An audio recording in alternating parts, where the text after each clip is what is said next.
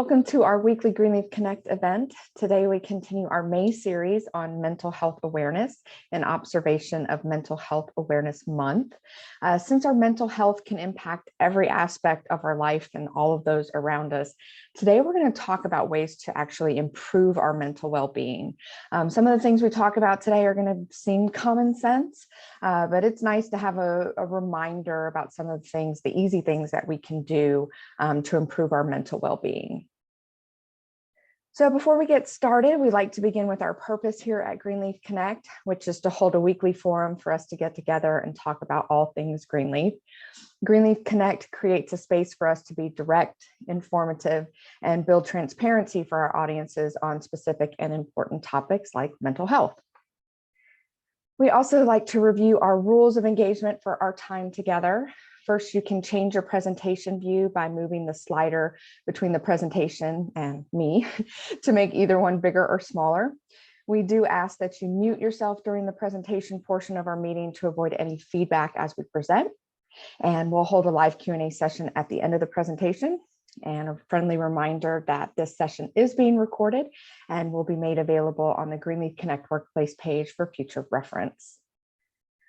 On our agenda today, we're going to give a mental health overview and then talk about food choices and nutrition, exercise, sleep, some management stuff, stress, coping skills, and a support system. And as always, we'll close out with some Q&A and some important upcoming dates. So let's get started with the topic of maintaining good mental health. So whether we realize it or not, mental health does play a big role in our overall well-being. And when we're mentally healthy, we're able to enjoy life and the people in it. We feel good about ourselves. We keep up good relationships and we're able to deal with stress, at least a little better. Now, it's normal for our mental health to shift over time, right? As there will come a time when we all face difficult situations. That's pretty much life. But creating positive habits, it's a great way to support our mental health when we're doing well. And it also helps us build skills for us to use if we do face symptoms of mental health conditions at some point in time. So one of the key ways to maintain good mental health revolves around our food choices and nutrition. So the quality of the food that we eat can impact our overall physical and mental health. And our gut is often called our second brain. And that's because it communicates with our actual brain, and physically through the vagus nerve and chemically through hormones and neurotransmitters. And these are the chemical messengers that carry signals between our cells. So eating nutritious food is the number one thing we can do to keep our gut healthy and then protect our brain. So here are a few food groups to keep in mind. So we have our omega-3 fatty acids, our B group vitamins, and vitamin D, which all of these are good for brain chemicals and brain functions and mood and critical thinking. So some other good things to point out here are to try and snack between meals.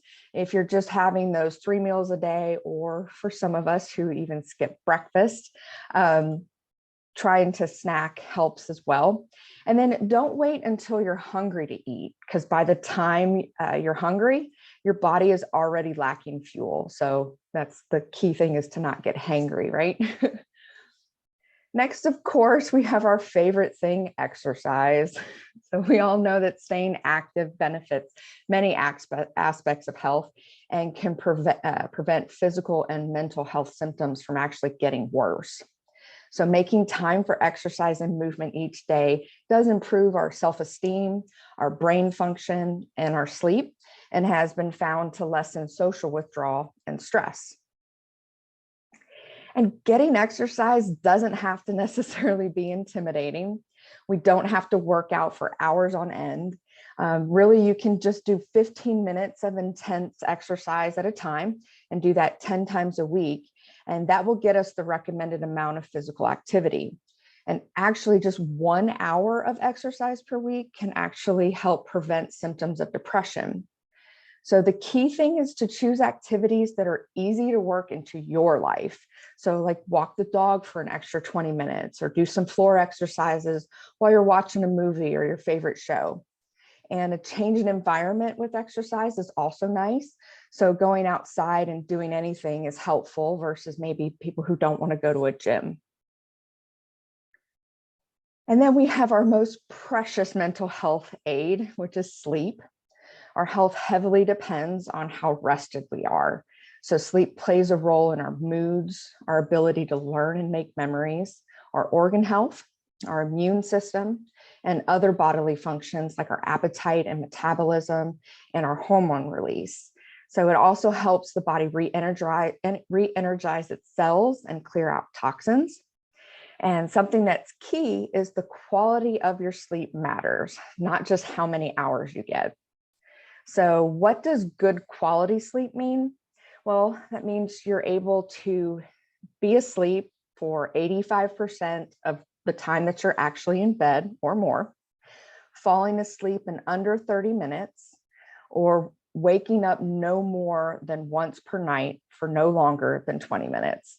So if you're not hitting each one of these check marks, you're not getting good quality sleep. So it doesn't matter how long you sleep because your quality isn't great. Now we move on to the fun topic of stress management. So dealing with stress is a normal part of life. We all experience it, especially when we have times of too much responsibility, too little sleep, or external worries like money or relationships. And in most cases, stress comes and goes fairly quickly, and the body is able to return to its typical state. But sometimes with consistently high stress, and that's because we're unable to relieve our stress or are constantly facing stressful situations, which is called chronic stress, this can negatively impact, again, our attention, our memory, and how we actually deal with emotions in the long term. So let's talk about some coping skills. So coping skills are activities or strategies you can use to reduce or tolerate tough feelings. And no one thing works for everybody, so it might take a few tries to figure out what actually helps you. So test out a range of techniques so that you're prepared for those times when your well-being starts to slip. You may want to keep a running list on your phone or a piece of paper of what works for you. So some suggestions that we have: calling a friend, talking it out always helps. Then we have working out. We talked about our exercise. Breathing exercises, always just take a minute. Then watching a funny movie, that makes you laugh, so that should make you feel better. Then you can distract yourself by repeating affirmations or process your actual feelings. Recognize what you're going through mentally and physically at the moment instead of just trying to ignore it. Then use your 5 senses. So I do this a lot. If you've ever been in my office, you'll know that some of these things are definitely present. We have touch. So stress ball, silly putty, stuffed animals, a blanket. So anything tactile that you can actually physically take your stress out on. Then we have our hearing. So click a pen, pop bubble wrap. Those two you probably shouldn't do in an open environment. That might annoy somebody, but definitely at home. And listening to calming playlist. So I have an Alexa pretty much in every room of my house, and also here at the office. And I ask her to play classical music or spa music. That just helps put me at ease. Then we have seeing, so that's having photos with loved ones around, a snow globe, affirmation quote cards. So the pictures really help. Again, it's making that environment friendly for yourself. It could be your family, loved ones, your pets. Then you have taste, so sour candy, mints, or tea, something to calm you down. Then you have smell, so candles, scented lotions, or essential oils. Again, in my office, I have my essential oils going most of the time with my lavender or my orange scents that make me feel good and at home. And then, of course, you can reach out to crisis resources to help as well. Along the lines of resources, a critical aspect to mental health is building a support system. So having people in your life that you can actually relate to and lean on, it goes a long way in improving your mood and your general well-being. So we as humans, we're social beings and our brains are wired to seek out that connection. So having people to support you during times of hardship does protect you long-term and protect your mental health.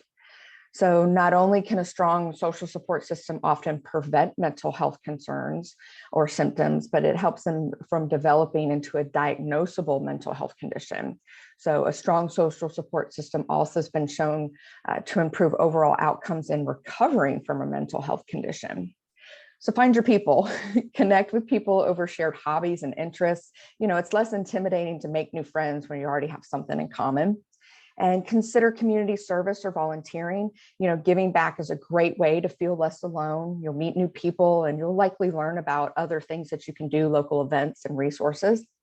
And focus on quality relationships. Having one person you really trust will serve you better than having many surface level connections.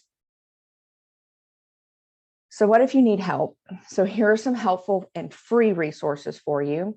So there's the crisis text line, and you can connect through text with a trained crisis counselor. Then there's the National Suicide Prevention Lifeline, and there you'll also reach a trained crisis worker. Then we have the Disaster Distress Helpline. This was one that I just recently learned of. And this is a support for distress or behavioral health concerns that are actually related to natural or human-caused disasters. That includes public health emergencies like COVID-19. Okay, so that concludes the main portion of our presentation today. We will move into our live Q&A. We kindly ask that you use the raise your hand feature located under the reactions button there at the bottom of your screen. You can unmute yourself, turn your video on, and I'll do my best to get your questions answered. And of course, you can also place your question in the chat box to me if you prefer. So, any questions or comments about how you deal with stress or maintain your mental well-being? Again, I know this stuff wasn't earth-shattering, but like I said earlier, it's nice to have a friendly reminder of the things that you can do, and have a list of resources if you do find yourself in a situation where your mental health is slipping. Hey, Natalie. Stephanie, how are you? Hey, good. I was curious. So, 2 different times you pointed out how like no rest or being stressed out like affects our memory. I thought that was an interesting fun fact. I never would have put all of that together. So yeah, that was really something new to me. But I was curious if anyone else could share samples of when you mentioned healthy habits. So like, what would some of those be? To help out like when you're in a stressful situation, like what would be a healthy habit? Yeah, I know for me, what I do is I personally try to talk it out. Mm-hmm. Keeping it all inside for me is it just makes it worse and it doesn't go away. Mm-hmm. And so finding somebody, again, that I can relate to, or even like just somebody who's a sounding board that doesn't necessarily have an answer, but is just going to listen. Mm-hmm. That's helpful for me personally. And I would admit, sometimes I cry it out. That emotional release does sometimes help. Yeah. So how about anybody else? Do you have any suggestions or practices that you do when you're in a stressful situation? Can you guys hear me? Hi, Risa. Hey, so one of my goals, I think it was last quarter that I did, and I came in late to the game, but I heard Stephanie mention, how lack of sleep and stress can affect memory. So I was definitely, having memory issues and brain fog and things like that. So one of my goals last quarter was, even if I couldn't get up and work out or do a workout that day that was going to be, 30 minutes or an hour, what I committed to was at least getting up, and whether it's a 10-minute stretching, 10-minute yoga, meditation, just some sort of movement and activity. And that really helped me out a lot. Number one, it got me into like a routine of doing so. And rather than just kind of laying in bed and like staying foggy or whatever, I ended up doing it and I really felt a difference. And that kind of helped me with my stress level too. And if I was stressed at work, sometimes I would do that at the end of the day when I got home. Yeah, taking a minute and kind of getting out of your normal environment certainly helps. Decompress. Yeah. Because sometimes traffic stresses me out and gets me in a cranky mood. And so by the time I get home, I'm like cranky again. So yeah, that helped me to like kind of mentally like wind down from the day. Yeah, meditation, Risa, that you mentioned, a lot of people think that it's something that is really hard or that they can't actually incorporate into their mental health practices. But there are a lot of free apps out there that teach you to just start with like 2 minutes. And the one thing that I learned as far as meditation is concerned is that, you know, some people think you got to think about nothing. Like, how do you sit there and not think about anything? And it's really about just taking a couple minutes for yourself and trying to clear your mind of whatever's bothering you. So it's not like you have to not think about anything at all. And then again, just a couple minutes can be helpful. You don't have to sit there for 30 minutes or an hour meditating. That also incorporates like breathing exercises and things like that to help your body relax. Yeah, you mentioned the essential oils too, and it flashes me to my neighbor anytime she has anxiety, even if it's like, oh my gosh, that lady's letting her dog pee at my mailbox, right? Like she literally pulls out, like everywhere is a thing of essential oil, and she's always like rubbing and sniffing. Like anytime she gets like anything, it's for anything, like you'll see her shake up her oils and she'll rub them on her wrist and just start breathing it. And I mean, I think it's funny because I'm not accustomed to that, but yeah, like it depends on listening kind to of what this, senses that impact you. That I have at home that I rub on my nose. See, Well, and I like never with heard all- about this before. Yeah. With all my essential amazing. oils, they give you this book and it tells you like whatever your ailment or stress level is of what you can combine together to really help with stress. So those are really cool concoctions that you make with different essential oils. Sounds like good gift ideas. Like I think I even have these roll-on ones, like there's some for travel, like if it's the stress of travel, but then also like to re-energize you from a long travel. So. Leah, did you have something to share? Yes, I do. Great. Hi, Leah. Hi. So I actually purchased 2 books. And let me just show you. So I love to do crosswords. That helps me a lot. And this is what I do on my lunchtime every day. And I had the other one, which is coloring, affirmation. Yeah.